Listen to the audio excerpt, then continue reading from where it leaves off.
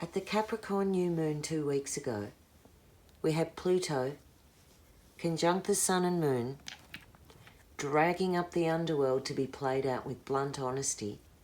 Neptune and Ceres in T-square with the nodes, throwing a net of confusion, lies and conspiracies, cross wires where faith and truth got mismessaged.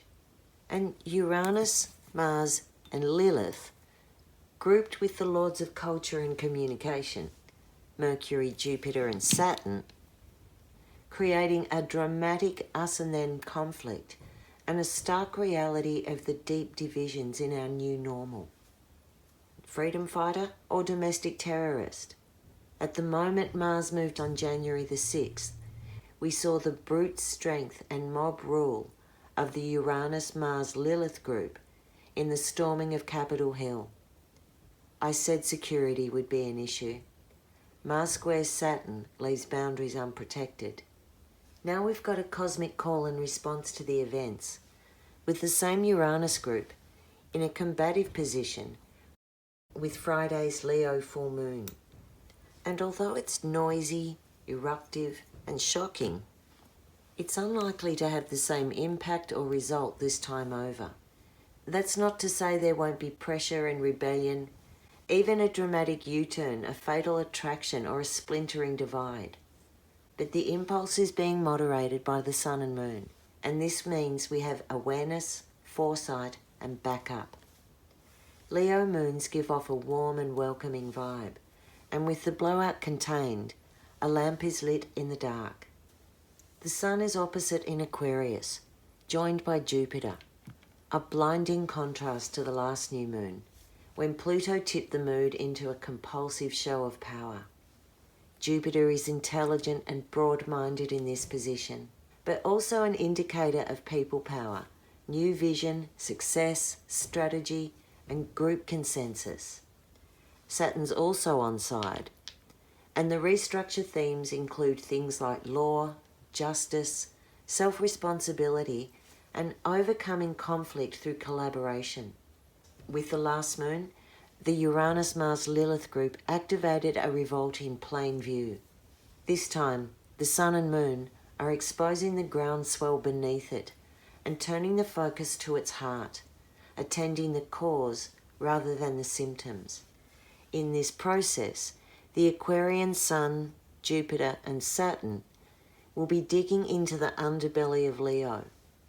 Leo's shadow is rooted in low self-esteem and powerlessness, and this is at the heart of any divisions. This means a conflicted sense of self-worth can leap out subconsciously or unexpectedly, like needing to be validated, craving attention, or feeling jealous or envious. True self-worth means your ego can handle sharing the space with others, without it triggering a survival issue. There might be histrionics by the end of January, but this is a really good time to gather your emotional maturity and bypass any drama. Aquarians, you have this in the bag. This planetary lineup brings out your natural leadership and unique intelligence, plus a reward for your efforts. For Leos, try to keep your sense of humour and read the room before you leap to conclusions. There's been something of an impasse in a key relationship, and it's affecting your joy. What you're really looking for is connection. So consider your role in any power games. Are you putting up a wall, or are you switching the goalposts? Try to get to the underlying emotion, and be loving to yourself. You'll see the dynamic will change. There's a tipping point with this full moon, and everyone is being challenged to put judgment aside and be real about how their actions or inactions impact and affect others. Saturn and Jupiter with the Sun are calling us to take the high road, set an example, and stretch beyond ego reactions to find faith, self-reflection, and awareness. For many, this will mean drawing down strength to start again and tapping into core faith. The rest will come if you move in that direction. Mercury turns retrograde a few days after the full moon, and there'll be a time and place then to process, reconnect, and reevaluate. Don't expect a definitive answer on looming issues until Mercury turns forward again on Feb 20. But get your preparation done. Tie off loose ends and check the details. There could be more of the story piecing together because Neptune is starting to move beyond the midpoint of the nodes. And a fog of unreality is shifting with it. As the Neptune influence dissipates, any unclaimed emotions, deception or assumptions will show up in the sober light of day. In Capricorn, there's an important aspect with Venus and Pluto, and their conversation will most likely be around love or money or both. Their combined buzz is magnetic, compulsive and super sexy. They have the power to catch you off guard, intensifying desire, attraction and fated outcomes. It could also mean a proposal, a betrayal, a partnership, an investment, a secret, a death. The yearning for deep understanding and an emotional bond is powerful with this moon phase, but you can also use this energy to pay off your debts, face your addictions or health issues, end a toxic relationship, heal your self-worth, or make a passionate connection. Capricorns, this could mean a new beginning for you, a cleansing or a windfall. But you might have to sacrifice something along the way to fully regenerate. Let go of what's holding you back and trust your natural abilities.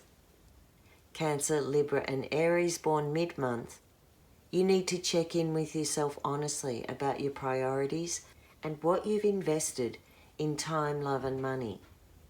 You might be ready to close the door on something, but watch that Mercury retrograde phase doesn't interfere with your plans, i.e. wait till after Feb 20 before signing off. Overall, we can expect the Leo full moon to give a boost of confidence where we need it, a grip on reality when we've gone too far, and the opportunity to experience some emotional depth and profound connection. The plan is to reinvigorate your self-esteem and discover a bigger, brighter version of wholeness.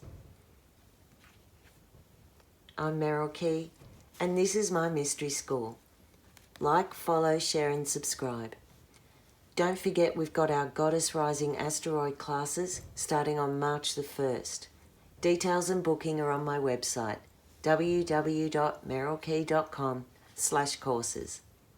Blessed be.